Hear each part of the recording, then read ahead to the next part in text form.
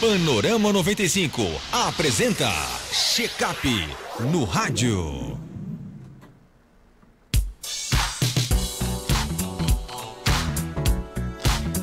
No quadro Check-up no rádio desta terça-feira, o Dr. Belísio Neto, médico geriatra, irá discutir um tema muito relevante para a saúde da população idosa: gripes, resfriados e outras viroses durante as chuvas em idosos.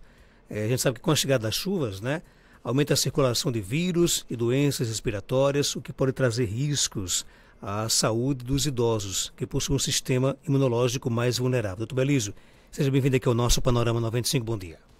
Bom dia, Marcos, bom dia, Geraldo, bom dia a todos os nossos ouvintes da 95 FM, bom dia a todos os nossos internautas que nos acompanham nas redes sociais. Satisfação, mais uma terça-feira estarmos aqui e para falar de um tema bastante relevante, principalmente nesse período que traz muita alegria, As chuvas renovam as esperanças daqui da nossa região do sertanejo, mas que para as pessoas que são mais vulneráveis, como por exemplo os idosos, ele traz algumas preocupações. Por que os idosos são mais suscetíveis a gripes, resfriados e outras viroses durante o período chuvoso? Quando a gente envelhece, Marcos, o nosso sistema imunológico, o nosso sistema de defesa, ele tem alterações. Eu costumo dizer que quando a gente envelhece, não é só o cabelo que fica branco, não é só as rugas que aparecem, a gente envelhece por um todo, Envelhece o osso, envelhece o rim, envelhece o coração, e envelhece o nosso sistema imunológico. Então, com os anos, principalmente a partir de 60, 70 anos, acontece um fenômeno que a gente chama de de imunossenescência, porque a palavra quase que não saía. De imunossenescência, que é isso, envelhecimento do sistema imunológico. E o que é que acontece, As nossas defesas, tanto aquelas defesas que a natureza já traz conosco, como as nossas defesas que a gente tem adquirida, a gente tem uma alteração na eficácia dessas defesas. Por exemplo, no sistema respiratório, que a gente vai falar de gripe, de viroses. Os idosos eles têm uma capacidade de produzir muco menor, ou seja, expelir a bactéria, ele tem uma capacidade menor, ele tem uma capacidade do batimento dos cílios no pulmão serem mais devagar. Eles têm então isso é uma defesa, um sistema de defesa que a gente já nasce com ele. Chama de defesa que é inato da gente. E tem aquela alteração, isso foi só um exemplo, Diminuição do batimento mucociliar. Então ele tem mais vulnerabilidade para ter resfriado. Além disso, ele tem uma diminuição também no sistema de defesa adquirido, que é isso. Quando a gente tem a agressão de um micro-organismo, a gente tem o sistema imunológico agindo, aquela defesa que é adquirida, como por exemplo a produção de substâncias que a gente chama de citocinas para combater esse micro-organismo, a produção o desenvolvimento de uma cadeia de reação que vai combater. Então, esse micro-organismo, então esse envelhecimento na imunidade adquirida também fica menos eficaz. Então, o idoso ele tanto tem mais vulnerabilidade de adquirir a defesa como de reagir a uma agressão. Outra questão também que envolve esse tema é quais são os principais sintomas das viroses respiratórias em idosos e como podemos diferenciá-los de outras condições mais graves? O que é que todo mundo sabe mais ou menos o que é um resfriado, uma virose, uma gripe. A pessoa fica espirrando, tossindo, fica às vezes com o nariz obstruído, dá uma febre, e assim por diante. À medida que a gravidade da doença vai se instalando, a gente vai tendo consequências da doença. Por exemplo, se for uma doença respiratória, vai agravando a tosse, vai agravando a febre e assim por diante. Nos idosos, uma característica que eles têm é que essas manifestações elas são atípicas. O que é isso? O idoso ele não faz logo resfriado com febre alta, com sintomas respiratórios de uma maneira tão intensa. Ele faz de maneira atípica, né? Ele faz de maneira com sintomas às vezes em outros órgãos. Por exemplo, a febre do idoso, eu sempre digo que é a confusão mental. Ele não tem assim, uma febre tão como o adulto jovem tem, bem no início do quadro. Já abre o quadro com febre, não. Tem febre baixa, às vezes febre discreta. Ele é um paciente que ele abre quadros, na maioria das vezes, com alterações em outros órgãos. Ele entra em confusão mental, ele desorienta. Provavelmente esse paciente vai abrir um quadro nesse período agora. Provavelmente não. É esperado, é uma das hipóteses que ele abra um quadro de uma virose, como um resfriado ou como uma gripe. Então, confusão mental é um sintoma bem típico, né? Quedas, desequilíbrio, perda da mobilidade súbita. Um paciente que está abrindo um quadro de gripe, às vezes no início de qualquer outra virose, ele abre um quadro súbito pode abrir um quadro súbito de perda da mobilidade. Então alguma coisa está acontecendo com esse idoso que ele não está conseguindo se movimentar. E a gente tem que pesquisar doenças infecciosas, como por exemplo uma gripe. Então, mental, no equilíbrio, apetite. O apetite às vezes ele realmente deu um fastio essa semana e a gente trouxe, mas ele não. A gente começa a pesquisar sintomas infecciosos e aí ele ficou um pouquinho rouco esses dias, pode ser uma virose. Então ele tem sintomas atípicos, né? Sintomas em outros aparelhos, às vezes bem antes, muitas vezes dos sintomas clássicos do resfriado, dos sintomas clássicos da gripe, de tosse, de expectoração, de febre alta. A maioria das vezes eles nem febre tem. Além disso, um diferencial que os idosos têm aí, onde a gente tem que ter bastante cuidado, é que eles descompensam doenças que eles já têm. Por exemplo, uma gripe, uma simples gripe, ela pode se transformar numa doença grave, porque o idoso mais vulnerável, ele descompensou o coração, por exemplo, com a gripe, fez uma Covid, hoje em dia ainda tem Covid, e a Covid ela descompensa outros órgãos, como qualquer outra virose respiratória. Então ele pode internar porque teve uma simples gripe, mas descompensou o coração, descompensou o rim, descompensou o próprio pulmão. Então, além desses sintomas atípicos que a gente tem que estar atento, a grande mensagem de diferenciar, de eu falar desses sintomas atípicos, é que as famílias ficarem atentas. Então, em confusão mental, começou a perder equilíbrio, está perdendo apetite, ou descompensou alguma doença que ele já tinha, está com a pressão muito alta, está com a glicose muito alta, atentar para buscar a ajuda médica, buscar auxílio no médico da sua confiança, na unidade de saúde, às vezes no pronto-socorro, porque esse idoso ele pode estar com um quadro infeccioso, e nessa época de chuvas, esse quadro infeccioso pode ser uma virose, uma gripe, um resfriado, ou uma pneumonia, ou daqui uns dias pode aparecer as diarreias, a própria dengue pode aparecer, e isso complicar, deixar de ser uma coisa simples para ser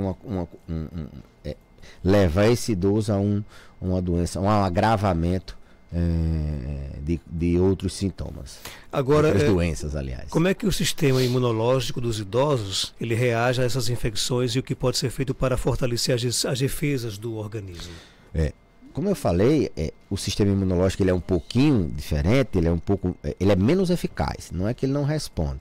Ele tem as barreiras que a gente tem naturalmente defeituosas. Eu dei o exemplo do batimento mucociliar, do pulmão do idoso ser mais vulnerável, e a resposta, a agressão a essa doença também ter menos eficiência, menos eficácia. Então ele tem esses dois problemas. E como é que a gente pode atuar para a imunidade, né? Isso é uma pergunta que todo mundo na época da da Covid ficou muito curiosa. O que é que eu faço para me blindar, eu ter uma imunidade perfeita, qual o remédio que eu tomo, o que é que eu posso fazer.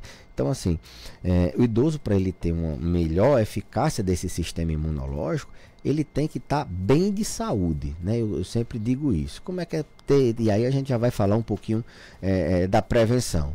O que é que melhor deixa você com uma capacidade de reagir a uma infecção, uma virose? É você estar bem com suas doenças crônicas controladas, por exemplo. Se você pega uma virose e você está com o seu coração descompensado, você vai ter mais problemas com essa virose. Você está com a pressão descompensada, você vai ter mais problemas com essa virose. Então, você está com as suas doenças crônicas controladas, em dia com o seu acompanhamento médico, com as medicações, com os exames. Então, é o primeiro ponto, para você o sistema imune responder de maneira adequada. O segundo ponto é a nutrição. A nutrição ela é indispensável. Ela é indispensável, não, ela é fundamental, ela é prioritária para que você tenha uma imunidade eficiente, mesmo que seja uma pessoa idosa com a imunidade menos eficiente. Então, o idoso está bem nutrido, é fundamental para que ele possa responder a essa agressão. E bem nutrido não é estar se alimentando com a bacia na hora do almoço, da janta, comendo. Não, é ele estar nutricionalmente bem, com alimentação de qualidade. Ele está se alimentando bem de frutas, verduras, está bem hidratado.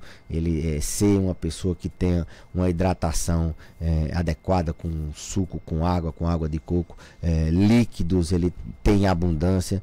E como eu disse, uma alimentação de qualidade. Não é só fruta, verdura, mas está comendo bem arroz, feijão, proteína, está comendo bastante proteína, então ele está bem alimentado nesse sentido. E aí, já falando de vitamina para a imunidade, vitamina C, né, que as pessoas acreditam, é um excelente antioxidante, mas não tem-se evidência de que isso melhore desfecho dos pacientes idosos com gripe, não.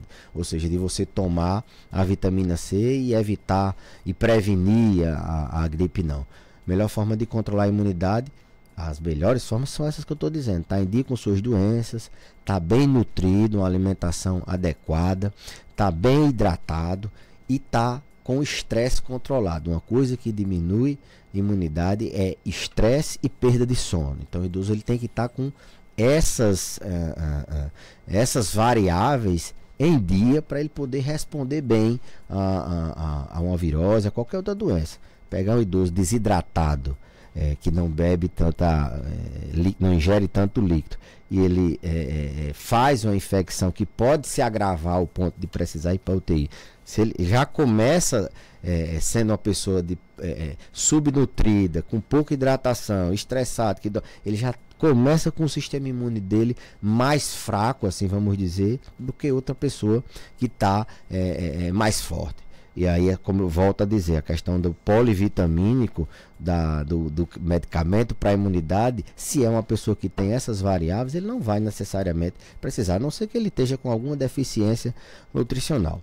E o fundamental também, Marcos, pegando o gancho já nessa questão da prevenção, ele está em dia com as vacinas, né? Hoje a gente tem um calendário de vacinação bastante amplo. A gente tem vacina para influenza, no caso a vacina da gripe que eles tomam anualmente, devem tomar anualmente. A gente tem a vacina da pneumonia, hoje já começou com a pneumo 23, aliás, pneumo 13, já pneumo 15, a gente já tem a pneumo 20.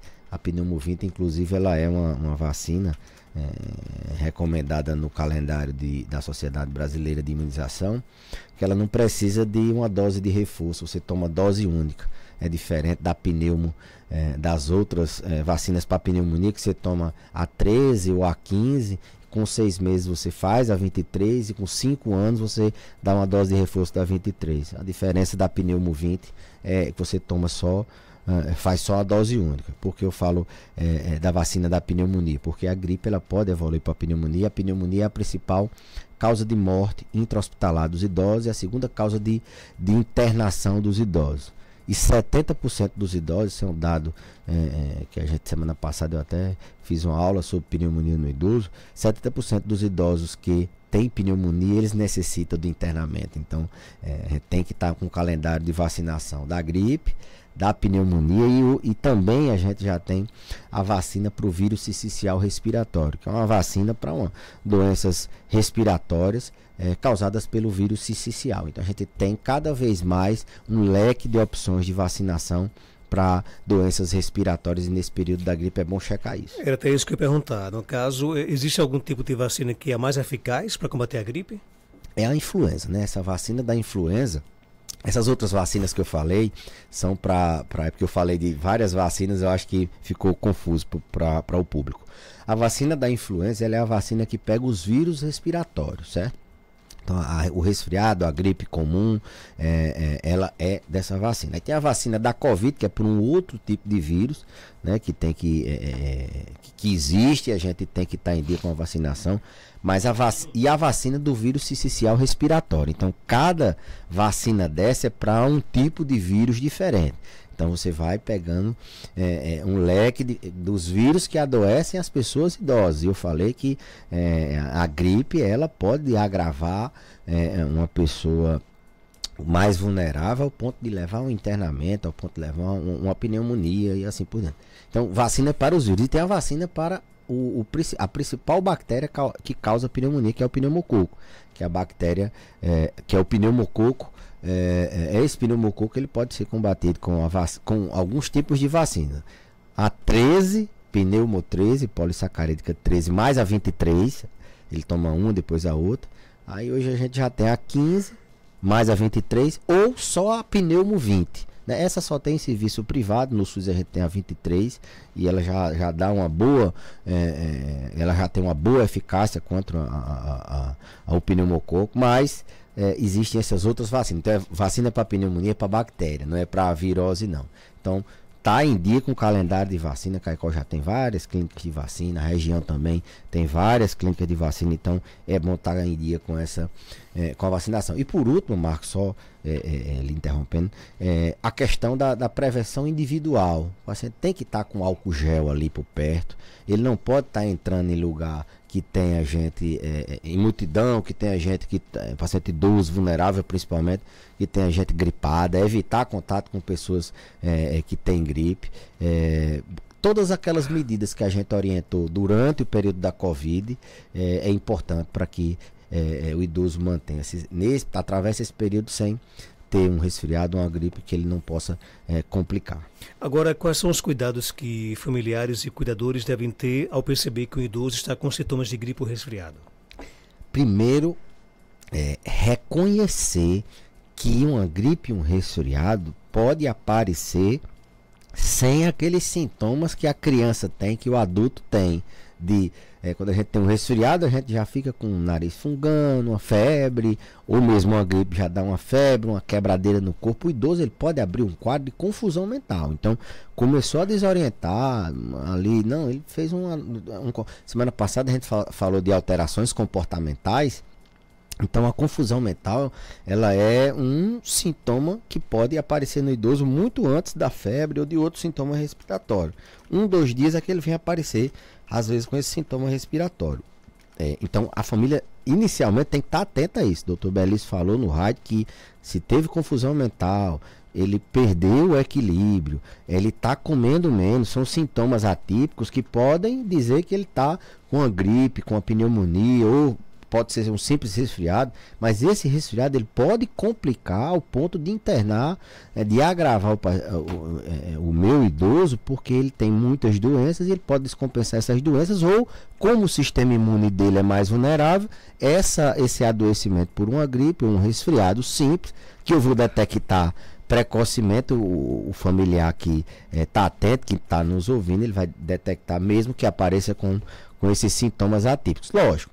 Aí depois ele vem com o nariz obstruído, escorrendo como a gente diz aqui, escorrendo secreção, que é a rinorreia, a garganta às vezes dói, dá uma quebradeira no corpo, mas antes ele pode abrir com os sintomas. Então reconhecer isso é o primeiro passo para os familiares. E reconheceu, ele vai tomar as medidas de buscar ajuda. Como eu disse, é muito vulnerável, ele pode agravar, então buscar logo auxílio médico para que possa ser feito as medidas de controle, de evitar o agravamento. Além disso, manter as medidas de prevenção, checar o cartão de vacina, estar sempre com álcool gel, manter esse idoso nutrido, hidratado, dormindo bem e controlando o estresse. Existe algum risco maior em relação ao uso de medicamentos para tratar viroses em idosos? Não? Que pergunta boa, viu?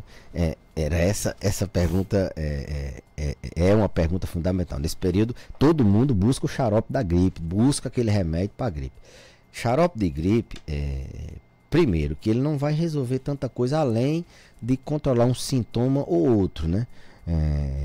Ou qualquer outro remédio antigripal desse. E para os idosos, eles são